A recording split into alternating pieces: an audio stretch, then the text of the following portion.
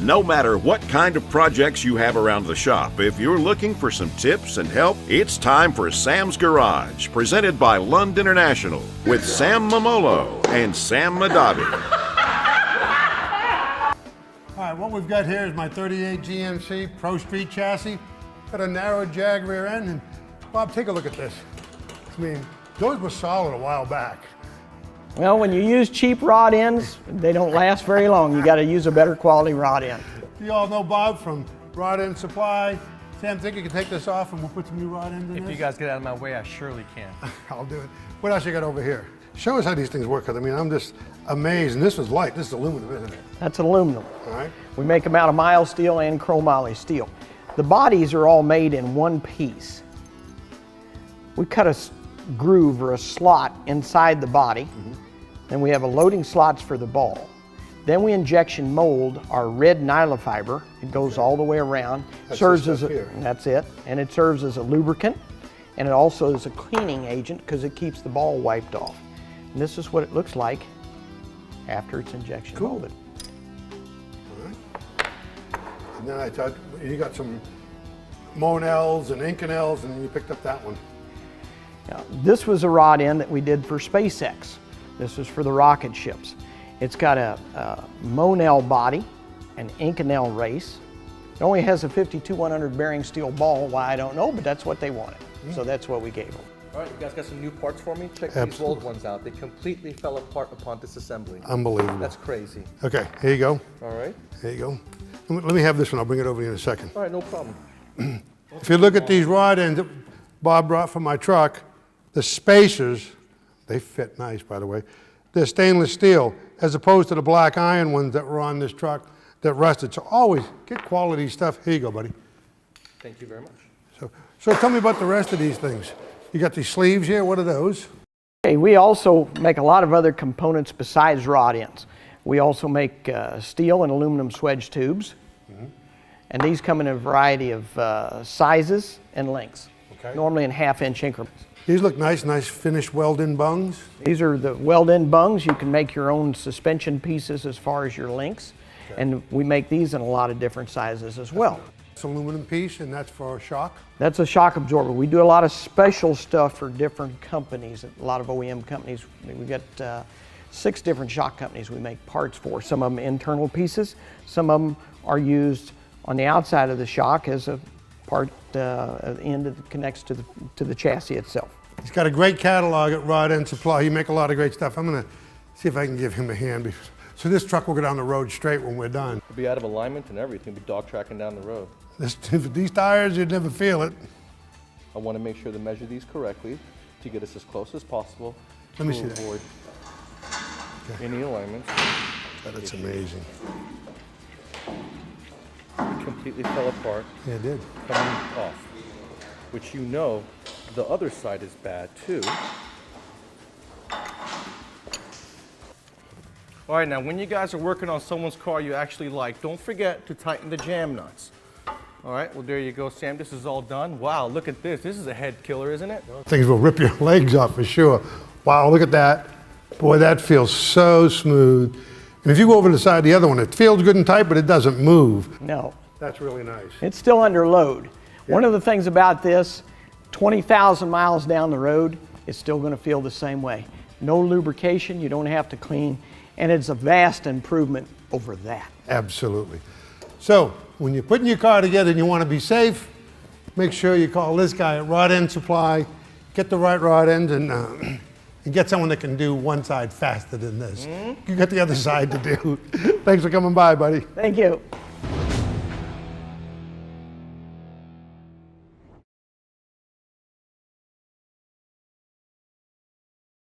Sam's Garage, presented by Lund International, is being brought to you by Low-Car Performance Products. Quality, plain and simple. Stage 8, the world's best locking fastener. Brothers Truck Parts, your #1 source for 1947 to 87 Chevy and GM truck restoration. Roll and Lock, the most advanced tonneau cover ever made. Welcome to the Brothers Truck Parts Workshop. All right, Steve, what do we got? We're doing a one-piece window conversion on this one like we did on my 67 last year? Yep, simple one piece. We're gonna get rid of this vent. It's got tons of inherent weakness for leakage of water and air and everything else. And it just looks cleaner to get rid of it. So we're gonna put a one piece in the Brothers kit. Should be a breeze for us today. So one of the things I like to do while you're taking this apart, one of the things I like to do on a painted truck like this is put some masking tape over the painted surfaces so we don't screw it up. So I'll work on that while you're taking those other screws out. Okay. And we'll just kind of get them covered and protected so we don't do any damage while we're disassembling or assembling this kit. All right, I got these two screws off. What do we take off next? We remove the vent window? We're gonna remove the vent. So first thing we have to do here is pull this weather stripping back so that we can get it out of the way so the vent has some room to tilt backwards. So we're just gonna tilt that back. You're gonna probably have to pull it your direction. Okay. And then it's gonna twist and it's actually gonna lean back and it's actually gonna come out my direction. So you're gonna, there you go. It's got a bracket down there. Here's, here. All right. And that's it. This is scrap.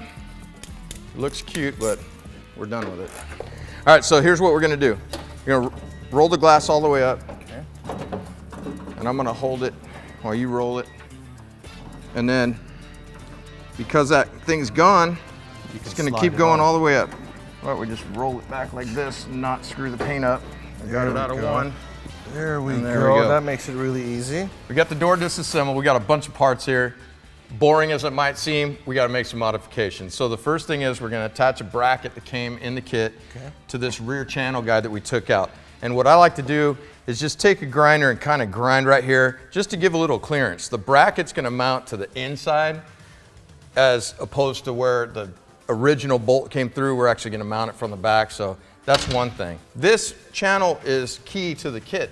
It's not in your door now, but we're going to be adding this, and it's going to use this roller on the glass to guide the glass up and down. And that's going to make it like a newer vehicle where the actual window stays within a certain area of the door and goes up and down perfectly and seals correctly. That's right. So also I like to put a little grease in here before we put it together and make things work smooth.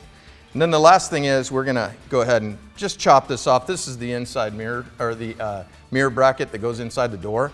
And you can see that this piece of it is going to block the glass, so we're going to chop that off. Are you going to be able to cut that yourself, or you want some help? Oh, no, I'm pretty sure I can handle this on my own. Thank you very much. You're welcome. I know, I'm I here know for you're you, little man. Sam, but you know, this I can handle. All right, we're good there, and then we're going to drop the glass in. So our glass, you need to take off the hardware at the bottom of the sash. Okay.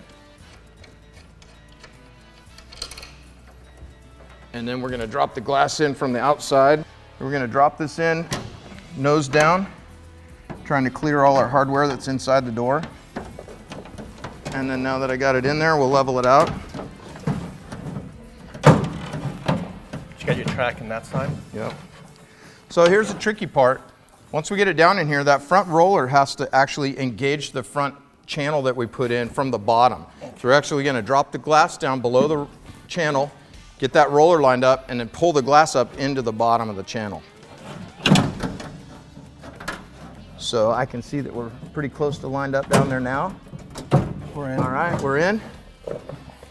And that's basically it. We're going to pull this up part of the way, trying to clear that front, all of our interference in the front of the door, fat spot in the door shell, the bolts that we just shortened.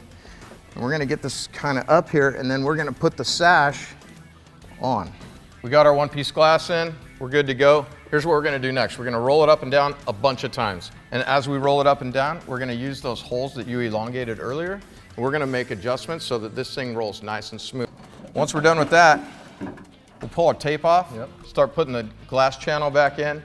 One tip about the channel, this stuff comes with your factory clips. That's kind of nice, but it also comes really long. If you look at the stock ends, they weren't ever this long. So I like to have a pair of dikes around, and I'll just take and snip this off as necessary and kind of fine tune the fit when we put that back together. Absolutely. But as it is, nice work.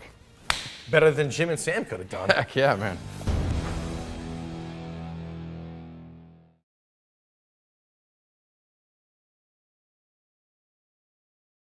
This is the DS18 Project Supra. All right, today we're going to be working on the Project DS18 Supra, and we're going to be doing a sound system. Now you have to remember that we build cool cars for our customers every day, and a cool car is not complete without a very awesome sound system. And who better than to have Diego, a 15-time national champion, coming in with DS18 and his partner Rob to help us build the most awesome, coolest sound system that you have in a Supra. You have to remember, guys, that when you're building a car, you first hear it, then you turn and you look and see what's pulling up. That's why a sound system is so important. What Diego is doing right now is he is running the power cable that's going to be powering up both the audio system, and in this case it's going to be supplying the power to the body and the engine management. We're going to remove the factory located battery in the left front, and we're going to replace it with a fuse holder that's going to have a cool digital display from DS18 that if you're ever under the hood diagnosing a charging or starting problem, you could very quickly reference your voltage by just simply looking at the fuse holder. Secondly, we're going to be removing the under hood sound deadening material and replacing it with the special sound deadening material that DS18 has that Rob's going to tell us about. What you got for us, Rob? Okay, this sound deadening material is pretty neat. It's easy to install. It's heat protected, vibration protected. It has all the components. It's gonna take weight off the hood because this actually gives it weight. With this, it's gonna be a lightweighted hood. It's gonna protect all the noise vibration that's gonna go inside the cabin, and you'll get the better performance out of almost everything just installing this. Yep, it's going to provide better heat dissipation, and especially for this car, we're going to be removing the factory heat shields that would normally cover the twin turbo portion, and we're going to be replacing it with a single turbo setup. So this will be a very good addition for the hood to protect our wrap that's going to be going on in the future. All right, so what Rob and Diego did this morning is they removed the door panels from this car because we're going to be putting bigger speakers in the pockets where the original speakers were. And there's not enough depth behind the Toyota Supra's door panel for you to house a big speaker. Well, what you got? What are we doing here? What is this going to support? Okay, this is gonna have a 6.5 speaker with a tweeter mounted on. We did the structure this big is because if we put all that to the door panel, it'll fall out once we mount it on the car. Okay. So we had to make it a little bit bigger so we can balance the weight. And that way we're gonna wrap this whole thing the same color, similar color to the wrap that it's gonna have in the car. The grill's gonna be painted the similar size of the, it's gonna be painted the similar color of the wrap. Okay. This is actually the speaker we're gonna mount on. It's pretty big. It's neodymium magnet. It doesn't weigh that much, but still, this is an old door. We had to restore it on the backside so it would hold the weight, and so we can play with the drills, so a lot of stuff. So you're saying this structure actually goes behind the door panel? It goes on top of the door panel. I see. Okay. This is gonna be the grill. Since the car is gonna be wrapped in a similar color, it's gonna be the grill that's gonna go on top. That's a very nice grill, and I'm sure it's going to perform just as good as it looks. Yes. All right, let's get started. What do we got to do next? Okay, after that, we're gonna cut it in the outsides for make a shape, a nice shape. I'm doing the same design of the door, the same shape. So I'm gonna keep Similar contour. that Supra style. Exactly. There you go. Exactly. Good job. It's going to look really good. It's going to Yeah. perform good, and it's going to give long time use of those doors without anything falling Yeah, out. for sure. Also, behind the door, it's gonna have the sound deadening material also to protect the door, to take all the noise vibrations off the door. It's gonna give better performance for the speaker. Yep. It's gonna give more dBs inside the cabin, and it's gonna take a little bit of weight off also because we're taking a whole bunch of stuff that's not supposed to be in the door once you upgrade a door panel. I can't wait to see what this sound system is going to sound and look like in our Project DS18 Supra. Here we are at SEMA, and let me tell you something. If you guys are building a period-correct 1930s hot rod, you want to make sure to come to the Wheel Vintiques booth and check out a couple of new products they got for your build. I'm here with Tim Kawasaki at the Wheel Vintiques booth. Tell us a little about these products that you got for the 1930s hot rod. Yeah, thanks for coming by today. We have a few new products this year. Two that we'd like to highlight is our brand new jumbo wheel. Now this would have been a 1930s wheel that if you had a let's say a Model A or something back in the day, and you wanted to make it your own, this would have been the accessory. This would have been the 22-inch wheels that came on a Suburban of the day. That's cool. So it's a brand new wheel. We're starting to launch them in 16-inch, but they'll also be available in 17s and 18s in the future. They accept the standard Ford 32, 34 hubcaps. Wow, that's So very cool. It's a really good hot rod option now. You can do a big and little combination. You can run them wider all the way around. It really is a versatile wheel for us. That's very cool. Tell us about this one. In addition to that, this is also a brand new wheel for us. It's a 6-lug OE wheel.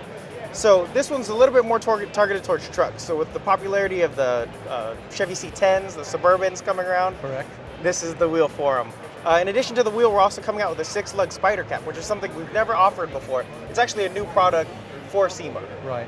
Very cool. Well, there you have it, guys. If you're building a 1930s period correct hot rod, make sure you check out these new products from Wheel Vintiques. Thank you very much, Tim.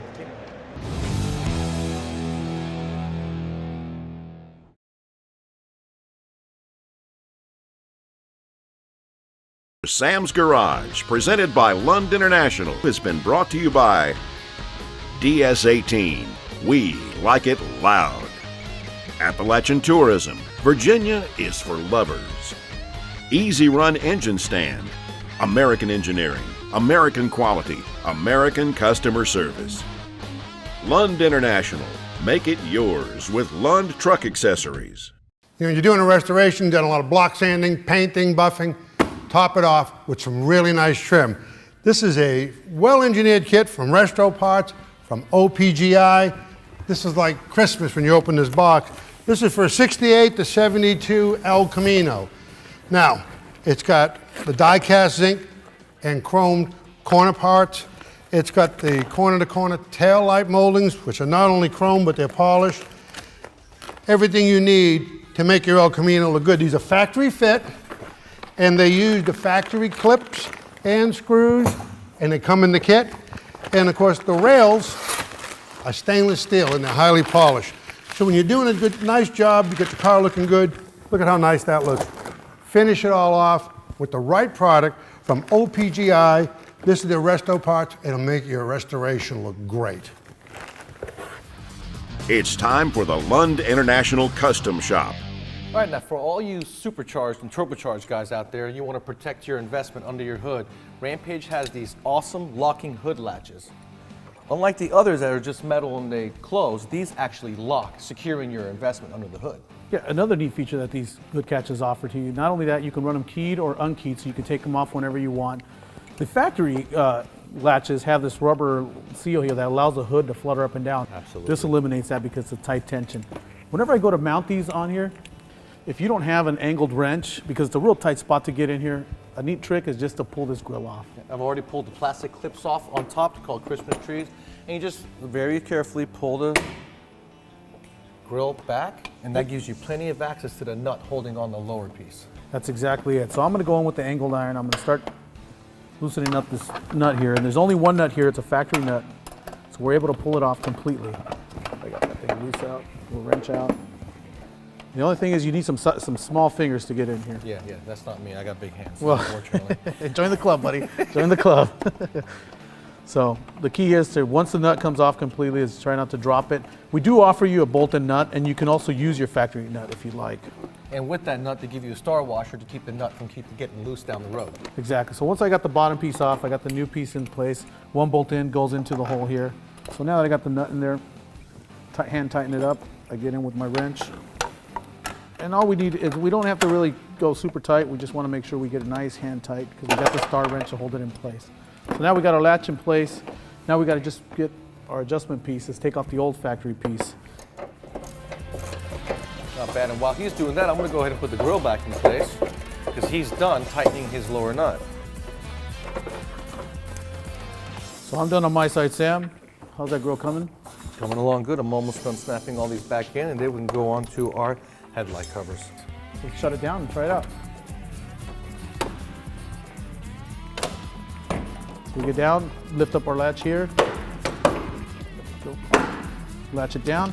And now we're tight. And as you can see how tight the hood fits, you don't get that flutter that you get when you normally drive. And you're secure. And the most important thing is that, on every Jeep, you can open the hood at any time. In this case, you cannot. Another neat item that we have to go with our ruggedness of our Jeep is to protect our 7-inch headlights here. So we made these Euro guards heavy-duty Euro light guards that are made of full steel and they're coated in a black powder coat finish. These have just 3 little tabs that are built into shape and we just snap them in. So let me show you how quick it is. Pull them out of the package, snap them in, I'm in business. And you guys want to be careful not to scratch or touch the paint. And the cool thing about these is, like you said, you don't have to loosen any hardware to position them in place, so you can actually angle them and make them look really cool and different than everybody else out there. And that's what makes it cool. Awesome. All right, we got Lisa back from Bushwhacker with us. She's gonna show us some cool products to protect the outside of your Jeep. Now, we all know about the problem we have. You've seen Jeeps out there with the infamous dent right there on the cowl. Well, that's due to the fact that the strap on the door is not there to limit the swing of the door. We've all either hit it with our foot or we've been working on our Jeep, forget to strap it back down, and the door opens and hits the cowl. What kind of fix you got for that, Lisa? So we have a Bushwhacker cowl cover, easily installs using 3M tape. You just set it on, press it down. It matches the existing OE parts on the Jeep, as well as provides the additional protection on the trail and hides that ugly dent. Absolutely, and this piece won't dent again if you make the same mistake again. Absolutely. All right, what else you got for us? So Trail Armor provides rocker panel protection as well as protection for your sill plate and hides the ugly pinch weld. All right, and what you guys do is pretty much use that ugly pinch welds, existing holes to line up your rocker panel, and in the kit you get speed clips along with the hardware that you need to install this. What else comes in the kit? So first you're going to want to use your alcohol prep pad to make sure that you're getting a clean surface so the tape adheres. All right, you guys will close the rear door. That'll assist you in installing the rocker panel cover. And then one tip is, you got tape at the bottom, you got tape at the top. Use the bottom speed clip hardware, don't tighten them, to position your rocker panel. Then pull the bottom tape up here for the flat surface, press it down, then pull the top piece off, and that'll make sure that you got good adhesion for long-lasting performance. Yes. All right, what do you say we go do some Atlanta crawling? Absolutely. All right, let's go to Stone Mountain. Let's go.